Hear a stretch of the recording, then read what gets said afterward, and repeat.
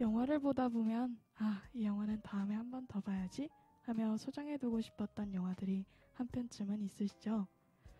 영화에 나오는 대사, OST만 들어도 장면이 상상될 정도로 기억에 남는 영화가 여러분에게도 있나요? 다시 보고 또 봐도 질리지 않는 영화.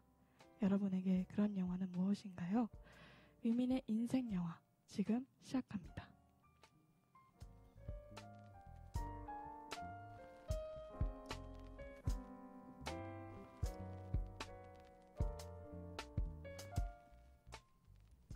네, 여러분 안녕하세요. 위민입니다. 코너 시작 전에 고백할 것이 있다면 눈치채신 분들은 이미 눈치채셨겠지만 맞습니다. 오프닝 곡이 또 바뀌었습니다. 아무리 생각해도 저번 오프닝 곡으로 선곡한 이로마의 Stay in Memory가 너무 잔잔하고 조용한 것 같아서 바꿔봤습니다. 오늘도 어김없이 게스트와 함께 영화에 대해 같이 이야기해 볼 건데요. 게스트 해그리드님 나오셨습니다. 반갑습니다. 네, 반갑습니다. 해그리드입니다. 진짜 꼭 한 달 만인 것 같아요. 한 달 동안 잘 지내셨나요? 네, 한 달 동안 잘 지냈습니다. 사실 제가 한 달 동안 굉장히 영화를 많이 봤거든요.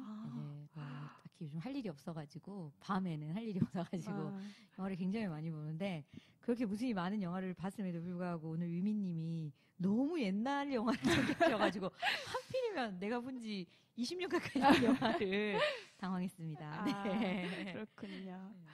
자, 그럼 본격적으로 코너 진행해 볼까요? 오늘 소개해드릴 영화는요, 1994년도에 개봉한 로버트 저메키스 감독의 포레스트 검프입니다.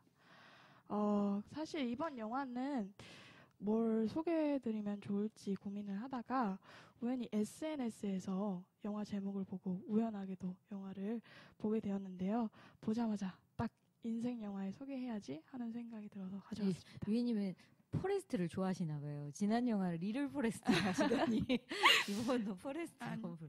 예, 우연의 죄송합니다. 이상소리였습니다. 네. 우연의 일치입니다. 네. 등장인물부터 볼까요? 영화 제목에서도 언급됐다시피 주인공은 바로 포레스트 검프입니다.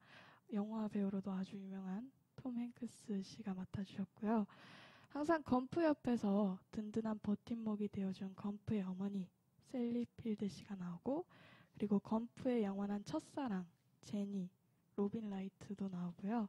그다음에 항상 검프가 심심하지 않게 그의 인생에 나타나주던 군대 선임 댄 게리 시나이즈가 나오고, 마지막으로 그의 진정한 친구 버보트 부바블루 미켈 티 윌리엄슨 이렇게 나옵니다. 이 영화는 포레스트 검프의 인생 이야기를 다룹니다. 남들보다 좀 낮은 지능을 가지고 있지만 누구보다 평범한 인생을 산 그인데요. 근현대사 속에서 산 그는 때론 미식축구 선수이기도 했고 군인이기도 하면서 탁구 선수였고 한 회사를 설립한 대표이기도 했고 또 심심풀이로 정원사까지 합니다. 이렇게 한 사람의 다양한 인생사를 보여주면서 인생의 슬럼프를 겪고 있는 사람들에게 힐링과 감동과 조언까지 해주는 영화입니다. 제가 그의 인생에 더 공감이 갔던 이유는요. 저도 검프처럼 다양한 삶을 살고 있어서 그런 걸지도 모르겠습니다. 어쩌면 그냥 백수일 수도 있지만 이렇게 라디오 제작을 하면서도 DJ이기도 하다가 편집할 땐 또 PD도 됐다가 또 대본 쓸 때는 작가이기도 하거든요. 네, 그러시군요. 네. 죄송해요. 네. 어쨌든 위민님께서는 사실 굉장히 옛날에 나온 영화잖아요. 94년도에 개봉한 영화니까 벌써 지금부터 25년 전 나온 영화인데 정서가 사실 위민님 이제 세대에서는 굉장히 옛날 정서로 느껴질 수도 있거든요. 그런데도 영화의 어떤 점이 그렇게 매력이 있으셨어요?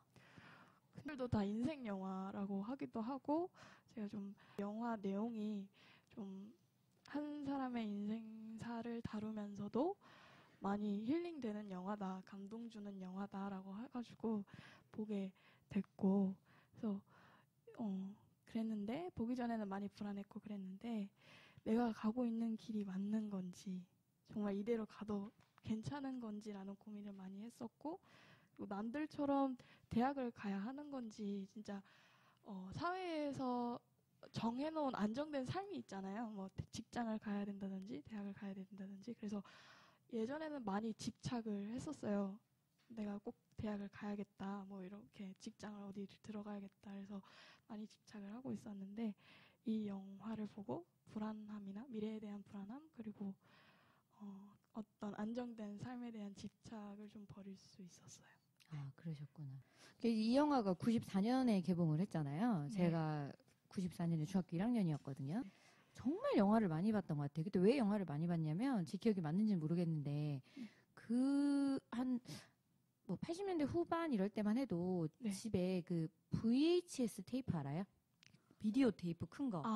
그거 플레이 되는 비디오가 있는 집이 그렇게 많지 않았었어요. 근데 하여튼 제 기억에 제가 초등학교 고학년 때인가 그때 저희 집에도 그 비디오라는 기계가 생기면서 그 비디오 대여점에 가서 정말 영화를 어마어마하게 빌려 많이 봤었어요. 그 뭐 영화관까지는 아직까지 그렇게 자주 다니지 못했는데 어쨌든 그 전까지는 이제 제가 보는 영화라는 것은 보통 뭐 예를 들어서 홍콩 강씨 영화나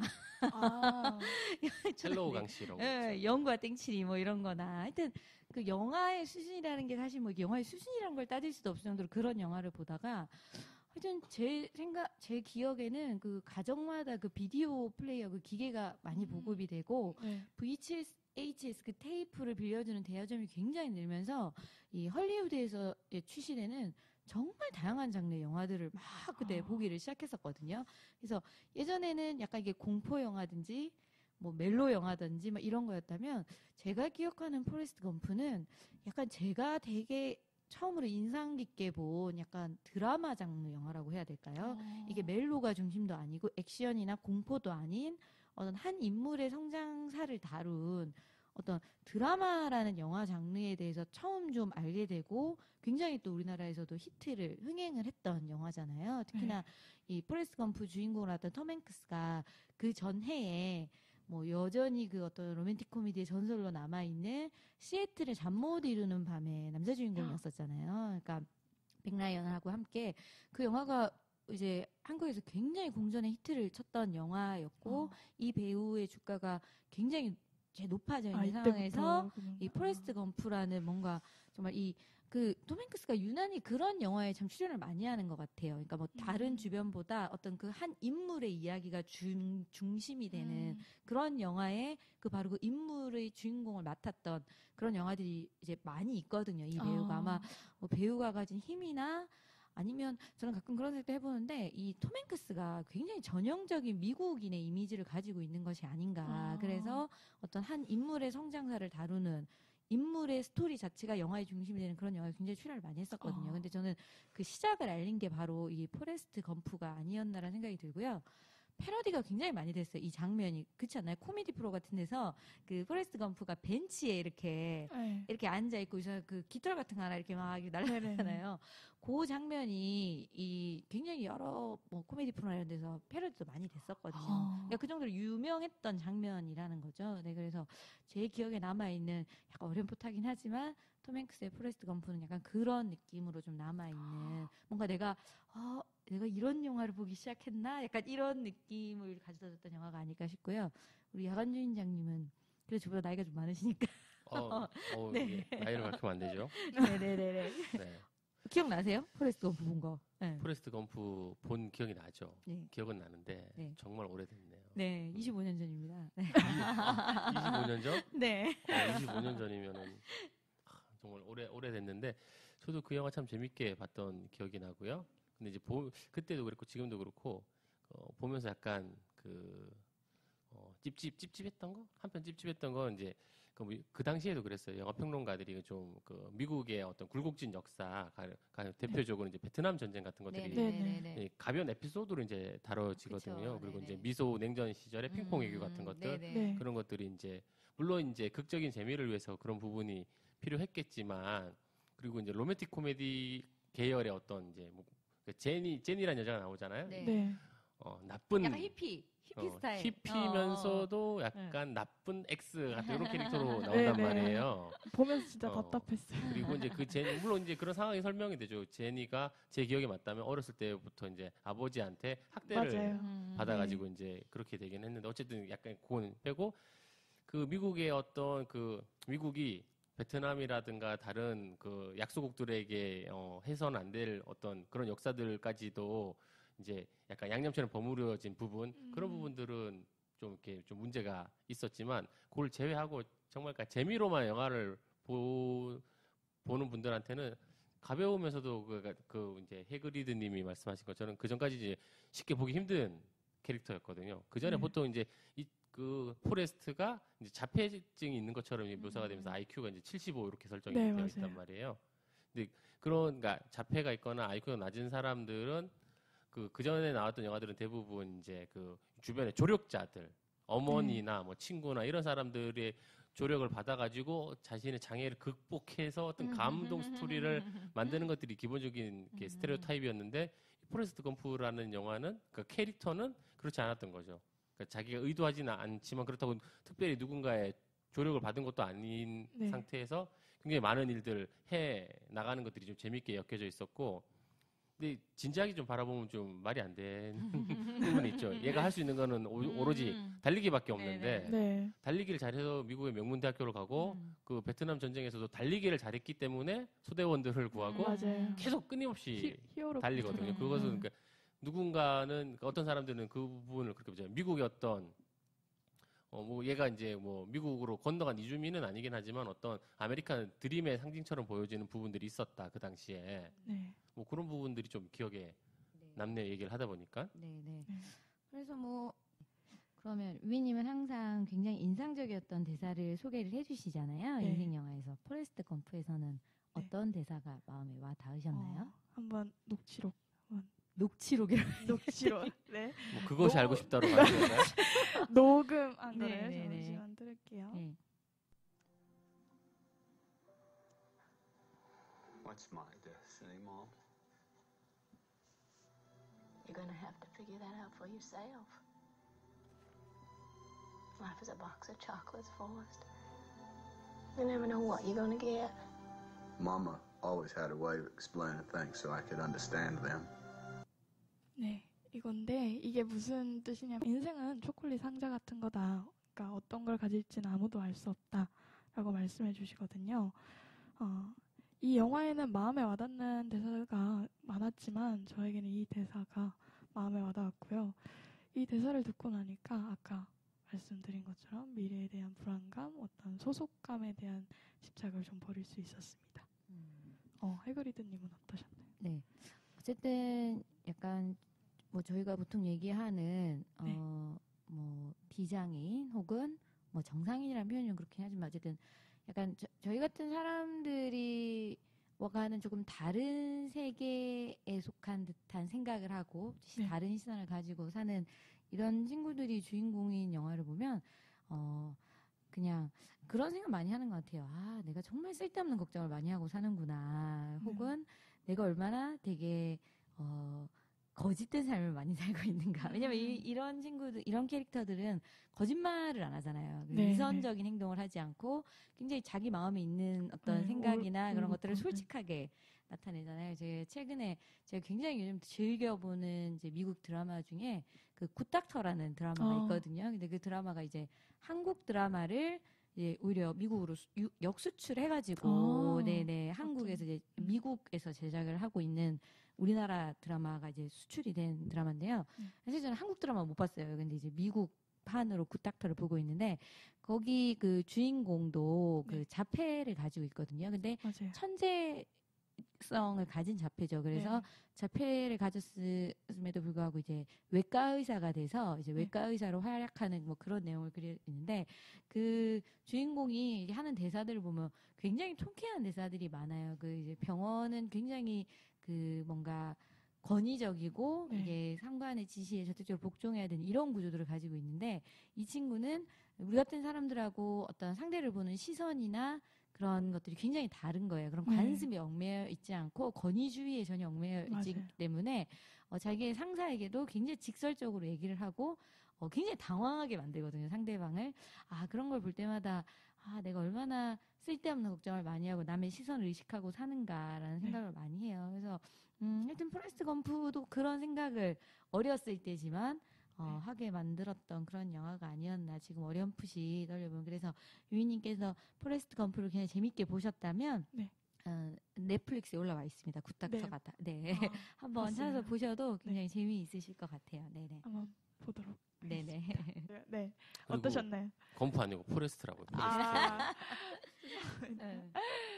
그 아까 이제 대사 얘기했잖아요. 근데 이제 보통 저도 그 장면이 기억이 나는데 초콜릿 상자 얘기를 하면서 옆에 할머니인가 이렇게 앉아 계시잖아요. 근데 저는 이제 뭐 어떤 걸 가진 알 수 없다 이 얘기도 있지만 그 뒤에 이어지는 대사가 제가 기억하기로는 우리 엄마가, 그러니까 포레스트가 그런 얘기를 하죠. 우리 엄마가 얘기를 했는데 그 상자 안에 여러 가지 초콜릿이 있다. 맛있는 것도 있고 맛없는 것도 있고, 그런데 처음에 맛있는 것만 골라서 먹고 싶어 하겠지만 그렇게 되면 나중에는 쓴 것만 먹어야 되니 인생은 그런 게 아니다. 이런 식의 얘기를 했던 기억력이 좀 이렇게 좋으세요? 쪽으로는 예고편에도 그 대사가 나왔던 거 그 당시에. 그러니까 인생은 그 쓴맛 단맛 다 있긴 하지만 물론 고르고 싶다고 해서 단맛만 고르고 살 수는 없겠지만 그러면서 이제 그 검프, 그러니까 나도 검프라고 하네.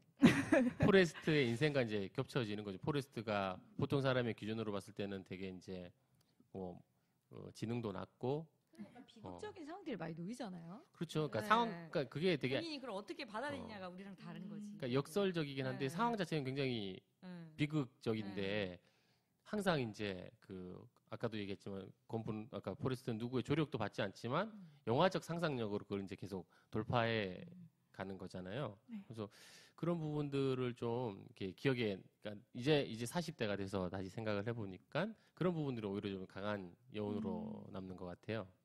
맥라이언 누나가 생각이 나네요. 자연스럽게 다시. 여배우들이 늙는 게 왜 이렇게 마음이 아프냐. 맥라이언 누나는 정말 그 프리티 우먼의 대명사였거든요, 정말. 다음 인생 영화는 맥라이언 영화. 맥라이언, 맥 언니, 프렌치 키스. 그 머리 스타일을 다 따라했다는 거 아닙니까? 그렇죠. 맥라이언. 그렇군요. 맥 언니. 맥라이언? 알긴 아시나요? 유미님은 맥라이언. 누구로 나왔어? 포레스트 검프는 안 나오죠. 여긴 안 나오죠. 시애틀의 잠못 이루는 거기서 나오는 프렌치 키스. 시애틀의 잠못 이루는 밤 영화는 아시나요? 아니요. 해리가 셀리를 만났을 때는 당연히 모를 테고. 그렇구나. 근데 그 위미님의 정서에는 그 영화가 참 잘 맞을 것 같은데 갑자기 제목이 생각이 나는데 니콜라스 케이지랑 나왔던 베를린 천사의 시 리메이크한 의사로 되게 약간 슬픈 영화 있잖아요. 누가 의사로 나와요? 맥라이언이 의사로 나오고 니콜라스 케이지가 천사로 나오는 베를린 천사의 시를 리메이크한 그 영화가 뭐였죠? 그 맥라이언이 딱 그 영화까지 굉장히 상승곡선을 딱 그리다가 이렇게 조금 이렇게 전성기가 끝나가는 듯한 느낌이었거든요. 남편을 잘못 만나서 그래, 남편. 네. 아무튼 찾아보도록 하겠습니다. 이 코너의 마지막 순서인 영화에 나오는 OST를 듣는 순서인데요. 사실 이 영화 앞부분하고 끝에 메인 테마곡이 나오긴 합니다. 근데 8분짜리라서 너무 길어가지고 여기서 다 소개는 못 해드릴 것 같고요.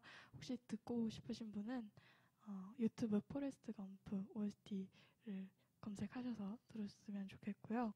그리고 그래서 뭘 틀어드리면 좋을까 하다가 그 톰 행크스 씨가 기획한 영화가 있어요. 맘마미아를 기획을 하셨는데 거기에 나오는 OST를 틀어드리려고 합니다. 그 아만다 사이프리드의 Thanks for the Music 이 곡 들으시면서 게스트분들과는 인사드리도록 하겠습니다. 나와주신 야간 주인장님 그리고 해그리드님 감사합니다. 네, 약간 세대 공감 인생 영화 이런 걸로 바꿔야 될 것 같아요. 네. 흘러간 인영화를 찾아서 이런 거 해야 돼. 맥라이언 누나 보고 싶다. 네, 야간 주인장님 저랑 하는 코너 만들어야겠네요. 네. 우리나라 CF에도 나왔다고. 네, 샴푸섬에도 나왔는데. 감사합니다. 잘 살고 있지? 난 잘 살고 있어. 네, 듣도록 할게요. 감사합니다.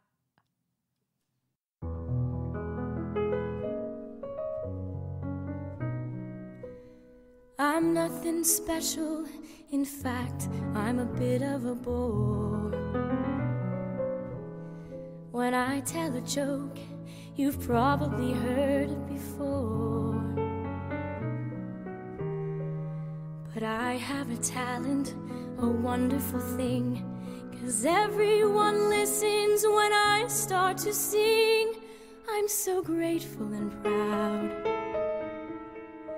All I want is to sing it out loud. So I say thank you for the music, the songs I'm singing.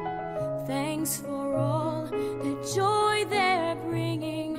Who can live without it? I ask in all honesty. What would life be without a song or a dance? What are we? So I say thank you for the music, for giving it to me. Mother says I was a dancer before I could walk. She says I began to sing long before I could talk.